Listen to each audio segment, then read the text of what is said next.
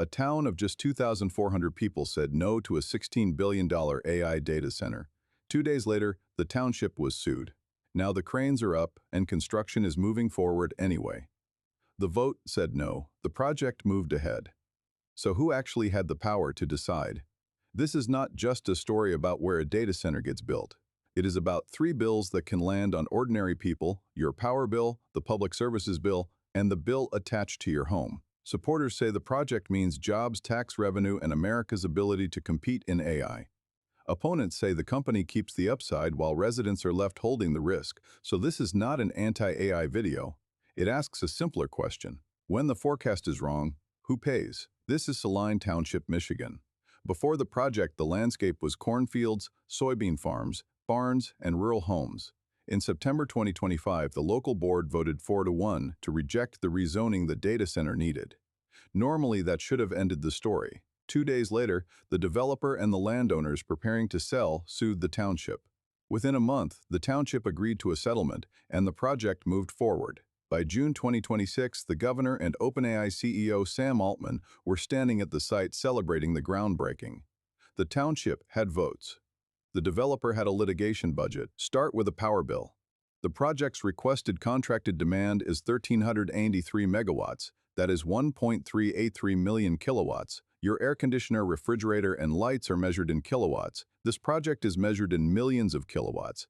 So this is not simply a few more buildings full of servers. It is more like plugging a city-sized customer into a rural power system. AI may be digital. Its bill is extremely physical. Transmission lines, substations, battery storage, and generation capacity all have to be built in advance, and they are expected to remain in service for years. To be fair, Michigan regulators did put significant protections in place. The agreement includes a minimum contract term, minimum payment and usage requirements, rules governing how long the project must remain connected, and penalties if it exits early. That is why it would not be accurate to claim that this project will automatically raise household electricity rates tomorrow. But the dispute is not over. Michigan's Attorney General is still appealing and asking for a more transparent hearing and a deeper public review. Her concern is not that the contract contains no protections.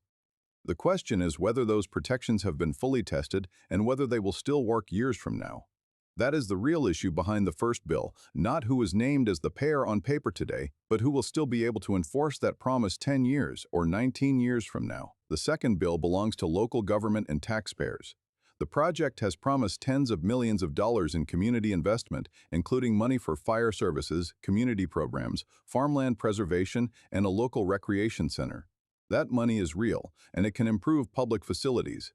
But a company usually writes one check. A local government takes on a long-term subscription. Since construction began, local records have already included concerns about truck routes, mud on roads, construction lighting, and noise complaints. The project team says it is responding and making corrections. But the larger point remains. For every day a facility like this operates, the government has to oversee it. One check can come with 20 years of responsibility. So the real question is not, how much did the company contribute? Today it is, can a one-time community investment cover decades of inspection, traffic management, emergency planning, enforcement, and public complaints? The third bill is the most personal and the hardest to calculate. It is the bill attached to a family's largest asset. One resident who opposes the project lives about 770 feet, or 234 meters, from the site. For her, the data center is not a square on a planning map. It is near her backyard. Will there be a low-frequency hum at night? If she sells one day, will buyers demand a discount? No one can honestly guarantee the answer right now. That does not mean property values will definitely fall. It does not mean private wells will definitely be affected. But it does mean nearby families are carrying a risk the market has not yet priced accurately. A technology company can move computing capacity to another state. Contractors can leave when the job is finished. A company can move its compute. A family cannot move its house. The company hires consultants and puts their fees into the project budget. Residents attend hearings, read documents, and look for lawyers using their evenings after work, their weekends, and time they would otherwise spend with their families. The company participates in the decision with capital. Residents participate with their lives. Now pause for a moment. At this point, you may think this is simply a story about a large company overpowering a small town. It is not that simple. Supporters have a strong and practical response. If the United States wants more powerful AI, data centers have to be built somewhere. You cannot demand cheaper, faster, more capable AI while opposing every data center, every transmission line, and every substation required to run it. The project is expected to create more than 500 union construction jobs, 450 permanent on-site jobs, and roughly 1,500 jobs across the county. The developer also says it will generate substantial tax revenue over the long term. The cooling system is designed as a closed-loop system. The project has promised that infrastructure costs will not be shifted to local electricity customers. Regulators also required a long-term contract, minimum payments, and exit fees. Those benefits and protections are not imaginary. For electricians, welders, contractors, and people looking for work, the paychecks are real. For people who want the United States to remain competitive in AI, the computing capacity is real too. So the issue cannot be reduced to whether AI is good or bad. The real issue is how the risk is divided. If the forecast is right, technology companies get computing capacity, investors get returns, state leaders get a political win, and workers get jobs. But what happens if the forecast is wrong? If AI demand does not grow as expected, or if the project is delayed, downsized, restructured, or abandoned early, the power lines do not disappear. The substation does not issue a refund, and the industrial footprint beside those homes does not simply move away. The upside can be calculated and allocated in advance. The downside is often left behind. A national strategy cannot use one small town as its shock absorber. Rule 1. Build it, pay it. Whoever triggers a new cost should remain responsible for the entire bill.